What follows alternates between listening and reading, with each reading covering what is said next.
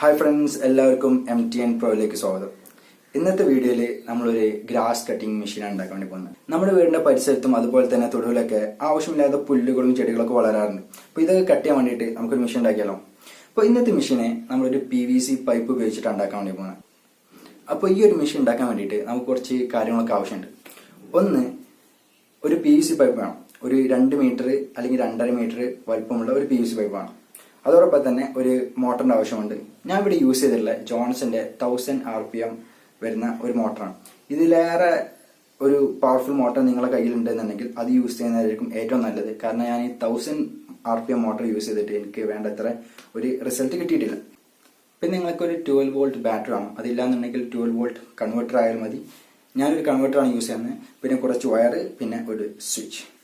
അപ്പൊ നമുക്ക് ഈ കാര്യങ്ങളൊക്കെ വെച്ചിട്ട് ഒരു മെഷീൻ ഉണ്ടാക്കിയാലോ. അപ്പൊ നമുക്ക് നേരെ വീഡിയോയിലേക്ക് പോവാം.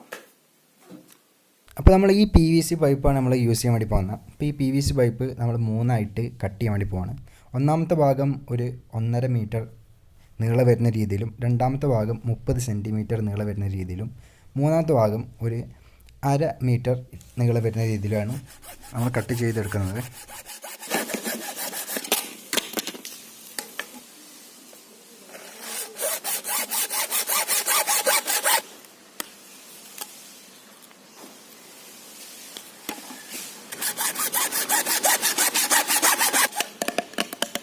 അടുത്തതായിട്ട് നമ്മുടെ മോട്ടർ ഒരു എൽ ക്ലാമ്പിൽ ഫിറ്റ് ചെയ്യാൻ വേണ്ടി പോവാണ്.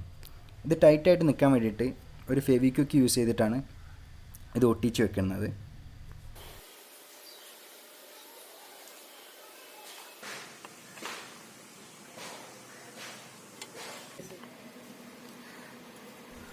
ഇനി നമ്മൾ ഇതുപോലത്തെ ഒരു മെറ്റൽ പീസ് നമ്മുടെ മോട്ടറിൽ ഫിറ്റ് ചെയ്യാൻ വേണ്ടി പോവാണ്.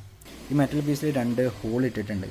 അതിൽ ഒന്നാമത്തെ ഹോള് നമ്മുടെ മോട്ടറിൽ ഫിറ്റ് ചെയ്യാൻ വേണ്ടിയിട്ടും, രണ്ടാമത്തെ ഹോളിലൂടെ നമ്മുടെ കട്ട് ചെയ്യാൻ വേണ്ടി യൂസ് ചെയ്യുന്ന നൈലോണിൻ്റെ ത്രെഡ് ഇടാൻ വേണ്ടിയിട്ടുമാണ് ഇത് ഉണ്ടാക്കിയിട്ടുള്ളത്. ഒന്ന് ടൈറ്റായിട്ട് നിൽക്കാൻ വേണ്ടിയിട്ട് നമുക്ക് ഒരു ടാഗ് ഉപയോഗിച്ചിട്ട് ഒന്ന് കെട്ടി വെക്കാം.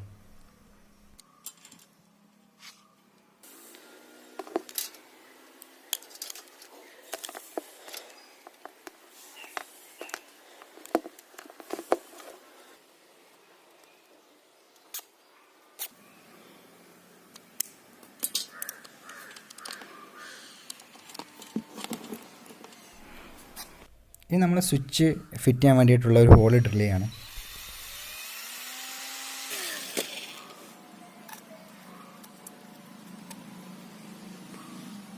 സോ ഫ്രണ്ട്സ്, നമ്മൾ ഇതുപോലെയാണ് നമ്മുടെ മെഷീൻ അസംബിൾ ചെയ്യാൻ വേണ്ടി പോകുന്നത്. സോ നമ്മൾ ആദ്യം നമ്മുടെ മോട്ടർ വന്നു, അതിൻ്റെ വയർ പൈപ്പിൻ്റെ ഉള്ളിലൂടെ വരും. അതിനുശേഷം ഈ ജംഗ്ഷനിലാണ് നമ്മൾ നമ്മുടെ കണക്ഷൻസൊക്കെ സെറ്റ് ചെയ്യുന്നത്. അതായത് കൺവെർട്ടറിലായിട്ട് കൊടുക്കുന്നതും അതുപോലെ തന്നെ സ്വിച്ചൊക്കെ കണക്ട് ചെയ്യുന്നത്. അപ്പോൾ നമുക്ക് എല്ലാവരും ഒന്ന് അസംബിൾ ചെയ്യാം.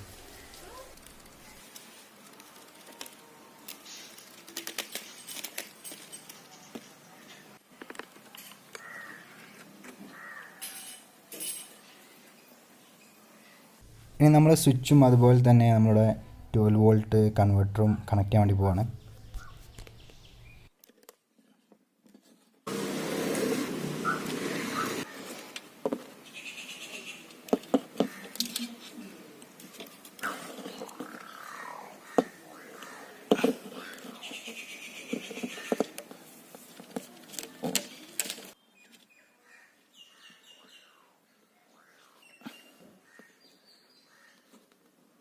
അടുത്തതായിട്ട് നമ്മുടെ 12 വോൾട്ട് കൺവെർട്ടറിൻ്റെ വയർ നമ്മുടെ മോട്ടറിൻ്റെ വയറുമായിട്ട് കണക്ട് ചെയ്യാൻ വേണ്ടി പോവാണ്. ഈ കണക്ട് ചെയ്യുന്ന റെഡ് വയേഴ്സിൻ്റെ ഇടയിലാണ് ഒരു പുഷ് ബട്ടൺ കൊടുത്തിട്ടുള്ളത്.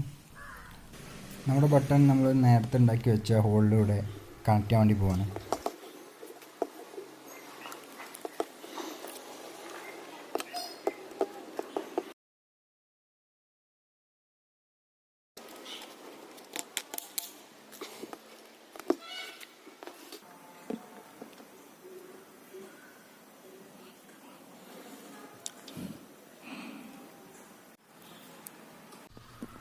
നമ്മുടെ കണക്ഷൻസൊക്കെ കഴിഞ്ഞിട്ടുണ്ട്.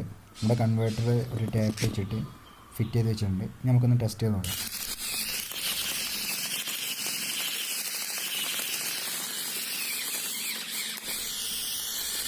നമ്മൾ മെഷീൻ ഫസ്റ്റ് ടെസ്റ്റ് ചെയ്തപ്പോൾ നമുക്ക് വേണ്ടത്ര റിസൾട്ട് കിട്ടിയിട്ടില്ല.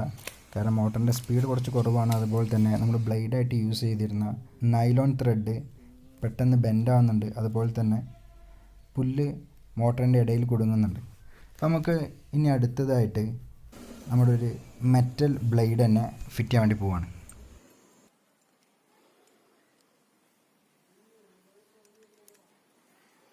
നമ്മുടെ മെറ്റൽ ബ്ലേഡ് ഫിറ്റ് ചെയ്തിട്ടുണ്ട്. ടൈറ്റായിട്ട് നിൽക്കാൻ വേണ്ടിയിട്ട് ഒരു വാഷർ പോലെ യൂസ് ചെയ്യാൻ വേണ്ടി ഒരു പേപ്പർ മടക്കി വെച്ചിട്ടുണ്ട്. അതിന് മുകളിലൂടെ ഒരു ടാഗ് ഫിറ്റ് ചെയ്തിട്ടുണ്ട്.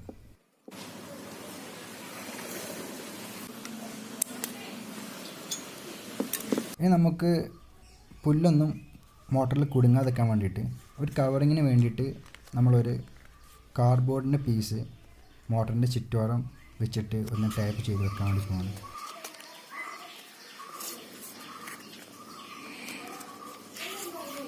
അപ്പോൾ നമ്മുടെ മെഷീൻ റെഡി ആയിട്ടുണ്ട്. നമുക്കൊരു ഫൈനൽ ടെസ്റ്റ് നടത്താം.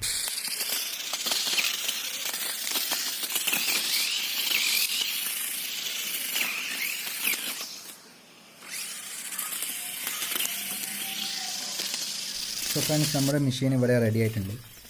ഞാനിവിടെ യൂസ് ചെയ്ത മോട്ടറിലേറെ ഒന്നുകൂടെ മെച്ചപ്പെട്ട മോട്ടർ യൂസ് ചെയ്യുകയാണെങ്കിൽ ഇതിലേറെ നല്ലൊരു റിസൾട്ട് നമുക്ക് കിട്ടുമായിരുന്നു. സോ ഗായ്സ്, നിങ്ങൾക്ക് എല്ലാവർക്കും ഈ വീഡിയോ ഇഷ്ടപ്പെട്ടു എന്ന് ഞാൻ വിചാരിക്കുന്നു. ഇഷ്ടപ്പെട്ടിട്ടുണ്ടെങ്കിൽ ലൈക്ക് അടിക്കാം, ഇല്ലെങ്കിൽ ഡിസ്ലൈക്ക് അടിക്കാം.